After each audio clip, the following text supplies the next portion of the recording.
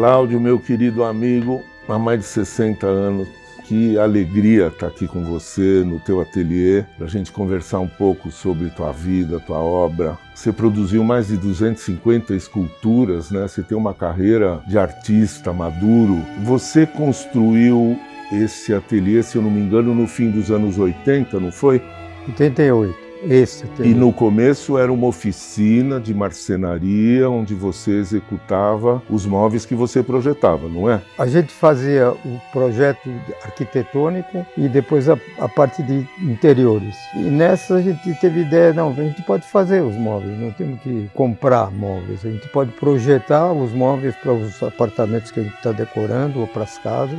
Fizemos uma loja de mesas na Oscar Freire e de lá a gente veio para cá. Aqui você comprou esse terreno, Comprei esse terreno. projetou e construiu para ser uma oficina. Oficina. A gente tinha esse galpão que eu gostava muito como espaço arquitetônico, né? E que de repente começou a ser remanejado, mudar para fazer um espaço de ateliê aqui. Eu tinha todas as ferramentas da marcenaria. E o fato de você ter um espaço grande, você acha que te deu mais liberdade criativa ou mais coragem de criar peças maiores? A gente começou a colocar fornos de queimar as peças, forno de raku. Eu nunca tinha tido isso em casa. E virou um espaço inspirador. Um espaço inspirador.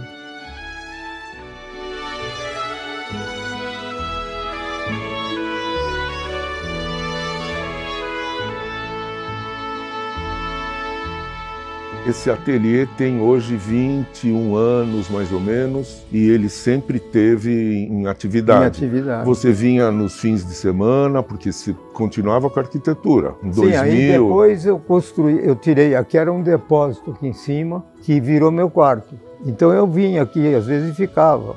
E era muito legal, porque quando você está no lugar e você não precisa sair e voltar, você está vivendo a peça que você está fazendo.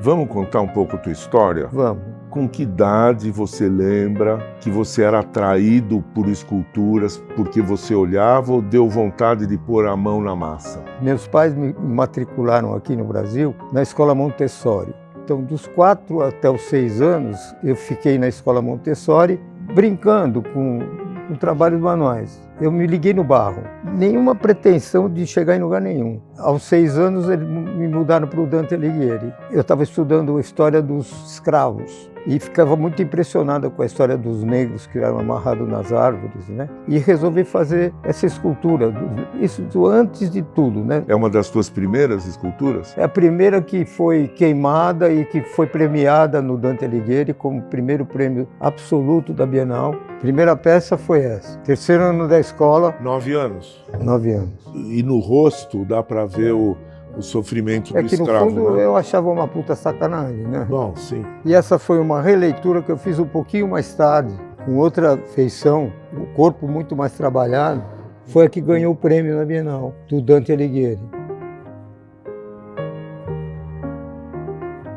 Muito bem, aí minha mãe me tirou da escola. Fomos embora para a Itália durante 6 meses. Nesses 6 meses, a minha mãe me levou em todos os museus que tinha em Roma, panorama de escultura. E é onde minha mãe estava focando. Voltamos para o Brasil e a minha mãe resolveu que ia procurar o Brecheret para ver se dava aula para mim. Era o ícone que tinha, que era o maior escultor que tinha no Brasil. Foi lá falar com ele, ele falou assim que ele não dava aula, mas ele indicou o professor, que era o Giandomenico De Marchis, um italiano que estava dando aula numa galeria na Rua Augusta. Ele me aceitou, eu com 9 anos, e durante esses 4 anos que eu fiquei lá, ele não me deixava ver o modelo vivo. Eu ficava super curioso, falava, por que elas podem ficar vendo o modelo vivo e eu não? Então esse foi o começo do querer expressar o erotismo, porque era uma coisa que eu sentia, né? Você sempre foi muito sensível à beleza feminina, né? Sim. A beleza do corpo. Sim. Quando que você fez o teu primeiro corpo nu, o primeiro eu corpo fiz um feminino? corpo nu, ainda eu estava no Dante, e fiz uma mulher do tamanho natural. Ficava no jardim da casa da minha mãe.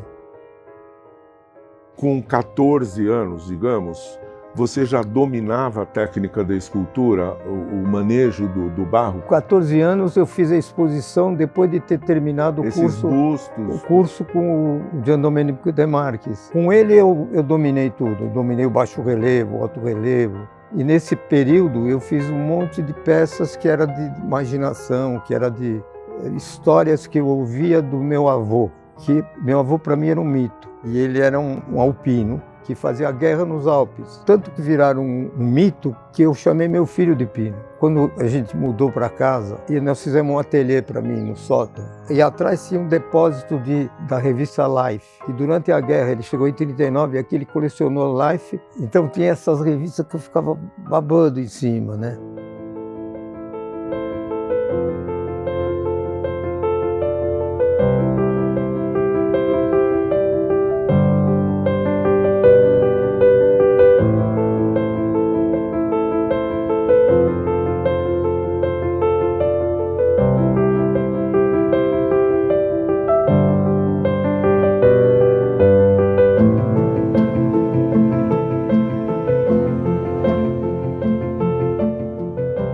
Você fez cavalos. Qual era o modelo? Eram Tudo fotografias? Desenhos, né, de cavalos, baixos relevos, bustos. O cavalo era uma coisa que eu adorava, eu achava um animal incrível, né? E naquela época era a época que a gente ia para Campos de Jordão, eu andava a cavalo. Então eu tinha a visão dele, não precisava olhar atrás da foto.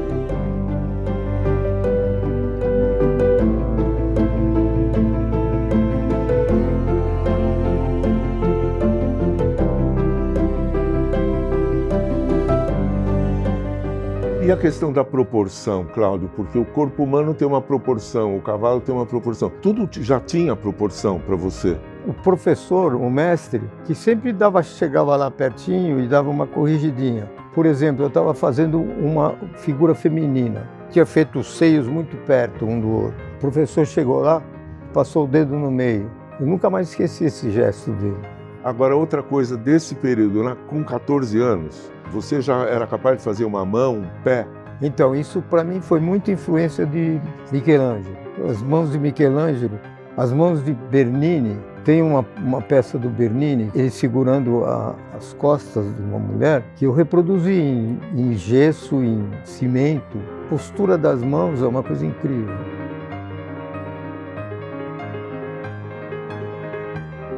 Você estudou um pouco de anatomia, os desenhos do Leonardo, então, de músculo? Eu ganhei um livro no Dante Alighieri, Anatomia Artística, que olha o corpo humano. Quando você modela um corpo, Cláudio, você está pensando nos ossos? De uma certa forma, sim, porque se você conhece um pouco das articulações, como é que juntam um osso no outro, tem uma posição que é correta. Quando você não acerta essa posição, não adianta. É uma coisa incrivelmente inteligente. Todas as peças que existem no esqueleto são feitas onde pode andar, onde não pode andar, entendeu? Então, aqui, por exemplo, eu peguei uma vértebra. E o bacana da vértebra é essa história do braço, o encaixe de um braço com o outro, ó. Nossa, parece mãos dadas, né? É, mãos dadas, exatamente. Parece que está assim, né? Cada peça, para mim, é como se fosse uma escultura. Mas aqui virou um busto. Incrível, virou um busto, né?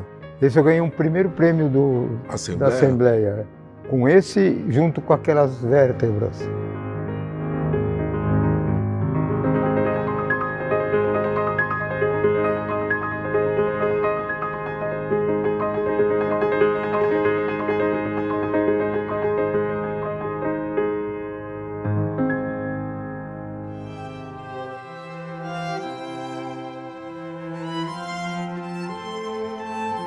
Você educou muita gente que viu o teu trabalho, né, a perceber a beleza do corpo, né? Pois é, porque tinha muita gente que vinha ver meu trabalho e não queria olhar, tinha preconceito.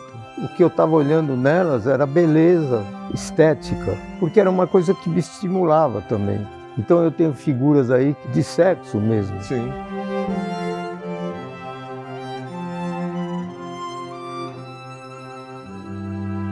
Essa daqui, ó, é uma das minhas fases eróticas. Eu sempre tive essa parte do erotismo. Então aqui são duas mulheres e que eu trabalhei com esmaltes a partir de um cartaz que eu não sei onde foi parar.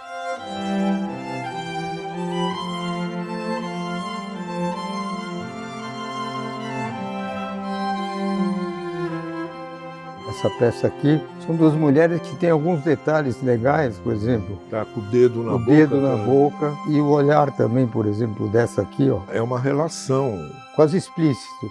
E são peças únicas essas aqui, não tem molde, não tem nada. E foram feitas sem modelo, sem nada, né?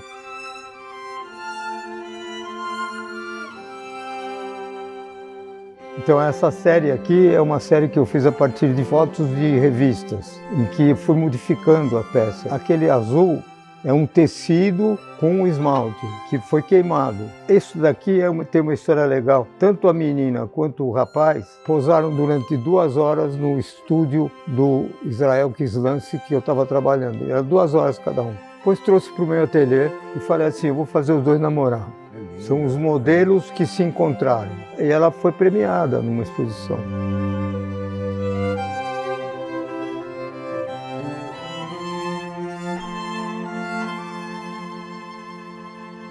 Aqui tem mais um pouco de coisas eróticas, que era essa história da calcinha, a mão no meio da calcinha. E a imaginação também? É tudo imaginação aí.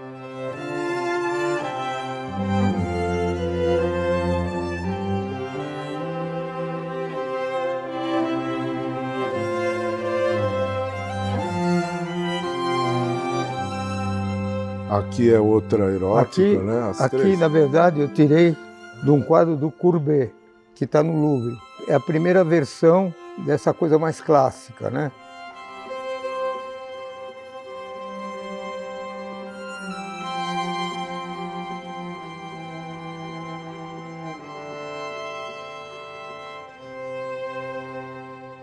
Tecido, você também começou a pôr tecido? Isso foi uma das primeiras coisas, que eu punha tecido com esmaltes e com barbotina. A barbotina é um barro mole, né? Com uma consistência de couro, que está meia molhada, não chega a estar seca, mas ela aceita que você cole alguma coisa nela, né?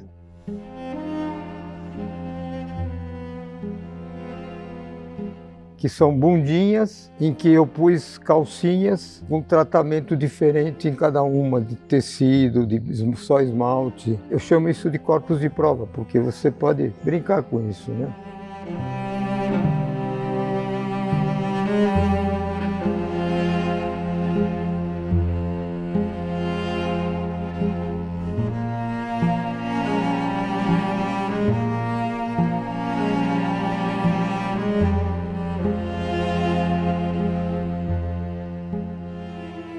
Você passou a usar, não sei se é bombril, limalha, cabelo. Mas isso foi tudo invenção. Uma hora que eu também falei assim, puxa, eu preciso mudar um pouco. Tudo experimento, né? Aquela bailarina que está na minha casa, ela está dentro de uma espiral que parece aquelas coisas que você roda, né? Rebolando lá dentro, solta.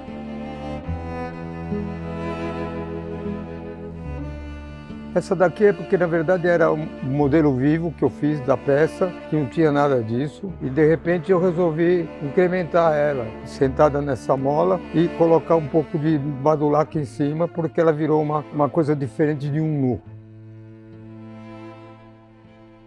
A partir de uma época, você começou a usar metal na obra. O cabelo tem alumínio. O que é isso daí? Primeiro, as primeiras peças que eu fiz de bronze, eu ia numa fundição e os caras tiravam o molde, faziam o bronze, eu não mexia nisso. Depois o que aconteceu foi que eu descobri que o alumínio funde a 700 graus. Meus fornos chegam a 1000 graus, 1200 graus. Então eu comecei a fazer uma escultura de cera com estrutura de alumínio ou tipo plastilina, que também derrete. Já fazia a peça, recobria com um gesso específico para poder ir no forno.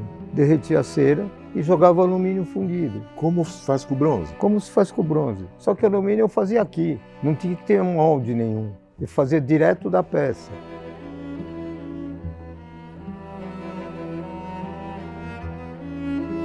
Essa peça foi feita em cima de uma estrutura de alumínio com cera só. Eu recobri, tampei e fundi. Depois eu cortei os canais que tinha, né? Esse daqui era uma bailarina segurando uma bola de cristal, foi feita em plastilina. Teoricamente eu iria cortar tudo, né? Mas eu achei tão bonita a peça, ficar com essa base. E esse aqui, olha, é um projeto tudo de plastilina. Depois que fundiu isso aqui em alumínio, a gente solda uma figura na outra e tira todo esse suporte aqui e ela sai daqui, chega aqui, está pronto para fundir.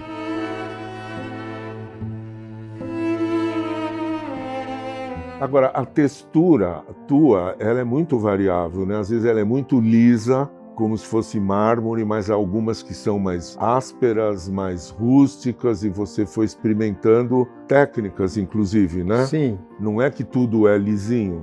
Tudo não é lisinho, a maior parte das esculturas, a não ser essas últimas, que são pedaços de corpos, Lisas. São mais lisos, porque eram peças que eu fazia, tirava molde e fazia raku. Como é que é o raku? O raku, você faz uma peça, queima ela, deixa ela em biscoito, que a gente chama biscoito. Que é a né? primeira queima. É, que é a primeira queima. E daí você faz a segunda queima, só que você faz uma preparação na peça. Aí você joga naquele fornão aí, queima 1000 graus, ela está incandescente. Você tira a peça incandescente com pinças. Tem umas malas antigas, cheio de serragem. Aí você põe a peça dentro, começa a pegar fogo na serragem, você fecha o baú. Aí você abre o baú, joga água fria. E aí craquela tudo, porque o esmalte que você colocou por cima, ele craquela. Onde ele craquela, a fumaça entra dentro da peça e forma todo aquele craquelado que tem em várias peças aí. Quer dizer, você deixou o acaso criar junto com você? É o máximo. O raku é uma coisa fantástica, porque todo esmalte é um acaso. Todas essas aqui são com raku. Isso aqui é separado, né? Uau, claro. É o raku que você faz e craquela e fica essa textura. Você não sabe o que vai sair. Isso aqui também é raku, só que aqui não passei nada. Então ele só absorveu a fumaça que estava dentro da madeira, né? E elas são soltas também, né? A ideia era fazer esse carinho, né? E aqui, Cláudio, essa aqui eu acho muito sensual. Então essa peça é esse modelo aqui, né? Foi vestido uma meia daquelas de redinha. Coloquei esmalte com compressor, que é exatamente o que ficou no meio aqui, ó. Aí deixei secar o esmalte, tiramos o fio e pusemos no raku. E ficou isso aqui, que ficou bonita também aquela. Parece que foi retirado do mar. Esse que é o famoso forno de raku? Não é só raku, esse é um forno que queima 1200 graus. Esse forno é o seguinte, a gente encaixa aqui embaixo os maçaricos, que solta o ar aqui, roda dentro desse espaço aqui e sai por essa lateral aqui, tá vendo? Tô. E vai embora por aquela chaminé lá. Isso aqui à noite fica tudo vermelho aqui. E a peça fica incandescente. Fica incandescente.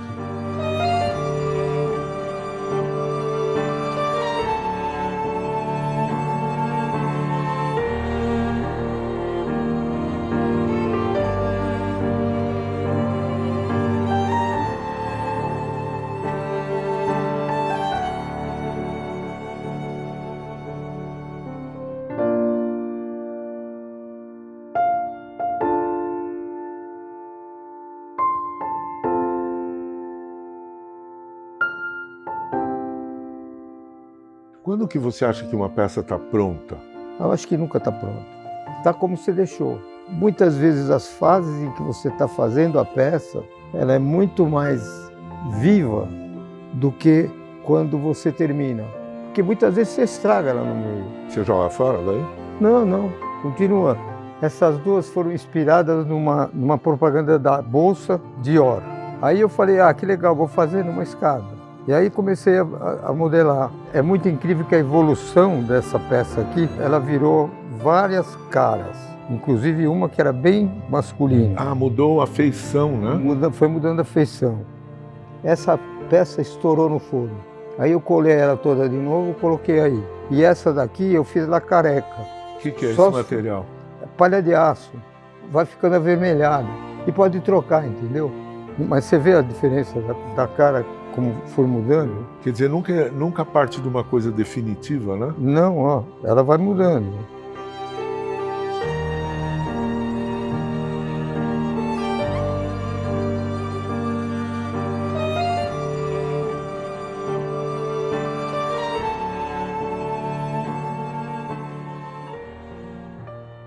Mas eu noto que às vezes você também trabalha com o feio. Mas não é uma coisa que eu acho feia. O desmanchar do corpo é uma coisa legal, não é uma coisa feia.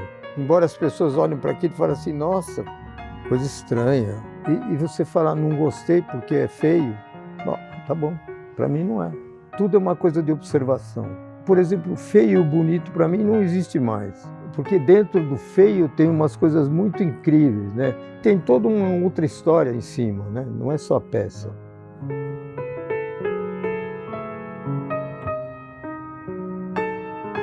É interessante pelo seguinte, pelo inesperado. Terminou assim. Daí eu resolvi colocar uma manta e queimei. Eu não sabia o que ia acontecer. Aconteceu porque estava queimando numa temperatura mais alta e o barro não segurou. Mas é a mesma figura, então tem detalhes aqui que ficaram muito mais legais do que a peça original.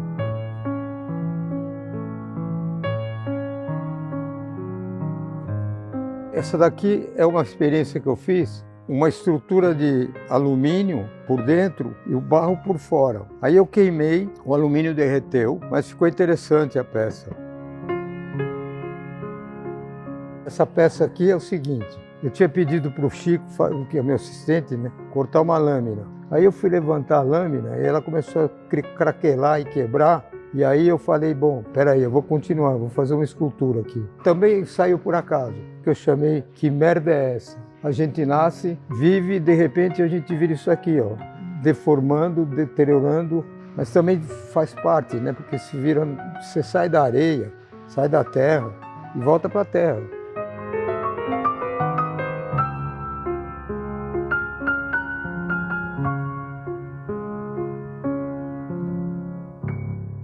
Você não acha interessante que na nossa mitologia judaico-cristã, Deus criou o homem com barro? Deus era um escultor?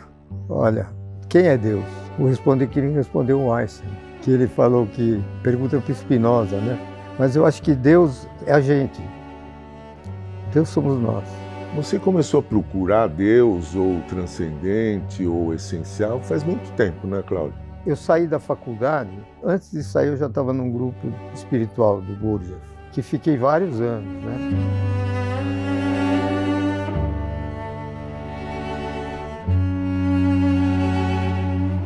Cláudio, quando você procurou o Gurdjieff, com a Anca, né, minha grande amiga, vocês foram para a França, não foram? Na verdade, a gente queria ir para a Índia. E a gente já seguia o Gurdjieff e os descendentes diretos dele estavam na França. Então, quando nós chegamos lá e falamos com o Monsieur Conge, ele falou, vocês estão fazendo o quê? Indo para a Índia para fazer o quê? Nós falamos para procurar o teu verdadeiro ser. Ele falou assim, mas não está na Índia. Por que você não aproveita para ficar aqui e trabalhar um ano? E ali a gente fazia trabalhos com as técnicas de Gurdjieff, que era não perder a atenção, por exemplo, passa o dia fazendo qualquer coisa, mas não perde a atenção da tua mão, a respiração. Quer dizer, todas essas práticas que foram o começo da nossa disciplina. Tudo que eu fiz fez parte. Por exemplo, eu acho que Gurdjieff, quem chamou atenção para a atenção.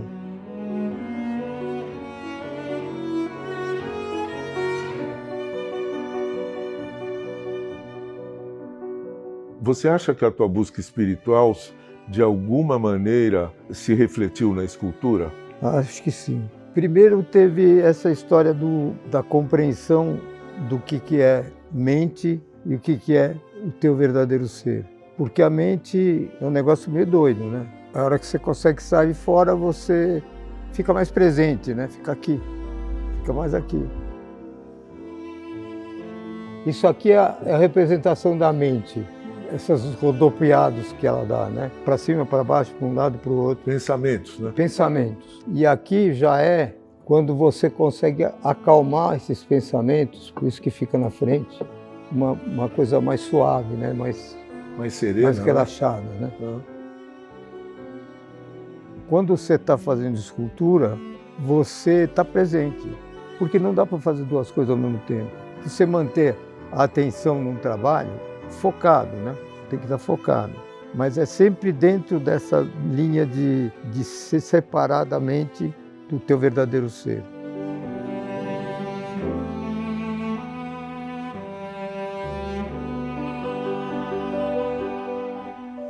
O que é o silêncio para você? Pois é, o silêncio eu acho que é o nosso estado mais natural. Mais natural. A gente é silêncio.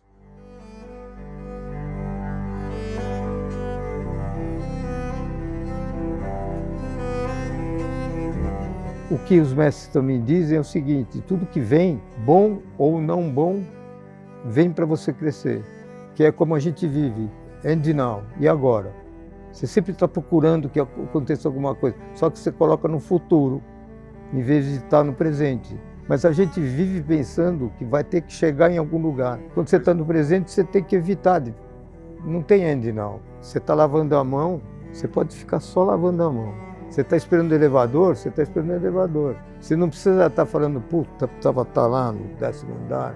E na medida que você aceita que você não tem para onde ir, não tem que pensar mais nada. É você chegar a viver a tua vida, sem querer outra coisa, aqui agora. Como é que está a tua mente nesse ponto da vida? Minha mente está mais tranquila. É como se eu tivesse um salva-vidas. Quando eu começo a entrar em qualquer pânico, em qualquer medo, em qualquer situação, não é o fato que está me levando para a situação, é a história que eu coloco em cima do fato, que faz com que as minhas sensações, né, as minhas emoções mudem. E elas vão e voltam, vão e voltam, vão e voltam, né? Ultimamente, na verdade, eu comecei a me desapegar, né? Fez parte desse meu processo de meditação o desapego de tudo isso, né? Todas essas culturas. Era uma coisa assim, tipo, apegado, né? Eu era apegado nisso tudo. E hoje? Hoje eu não sou.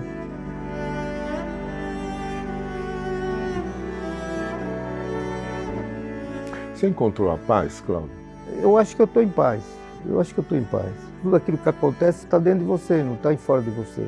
Eu encontrei a paz nesse sentido, que eu sei que se eu começar a entrar numa de paranoia, eu saio dela. Porque você fixa na tua respiração, você fixa no teu corpo e você fixa no aqui e agora. E o aqui e agora não tem nada. É vazio total. Essa aceitação que se chama de entrega, que se chama de amor, que se chama disso, é uma coisa que tem que vir de dentro para fora. Você só pode viver a tua vida. A vida é você.